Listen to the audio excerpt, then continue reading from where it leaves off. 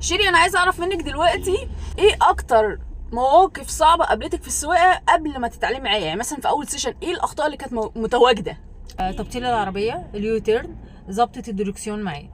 طب وفي نهايه السيشن، يعني احنا دلوقتي تقريبا رابع او خامس سيشن، الحاجات دي لسه موجوده ولا اوريدي انتهت؟ لا دلوقتي خلاص اختلف تماما. احنا جايين بحر، احنا في بحري وطلعنا محموديه امبارح. لا فاختلف تماما. والخوف برضو، حاجز الخوف تخطيناه يعني بنسبه كبيره جدا. يعني في امل، في امل. كانت جايه ما عندهاش امل يا جماعه، كانت جايه ما عندهاش امل بص بسنتي هي بتعاني معايا. دلوقتي الحمد لله طلعنا طريق، وزي ما انتوا شايفين كده العربيه ما بقتش بتبطل، كل الاخطاء اللي هي بتقولها دي ما بقتش فيها. اي نعم في منها سنس بسيط بس احنا شغالين عليه. تقولي يا شيري بقى اللي لسه ما نزلش من البيت وخايف ينزل يتعلم، تقول له ايه بقى؟ ينزل يتعلم عند مين؟ هبه.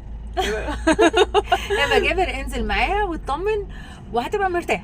تمام. يلا اشوفكم بقى في كل السيشنات اللي جايه مع عملاء مختلفين، وهوريكم شيري تاني في السيشن الاخير ليها بقى، لو انا بقول لها باي باي وانا بروحها.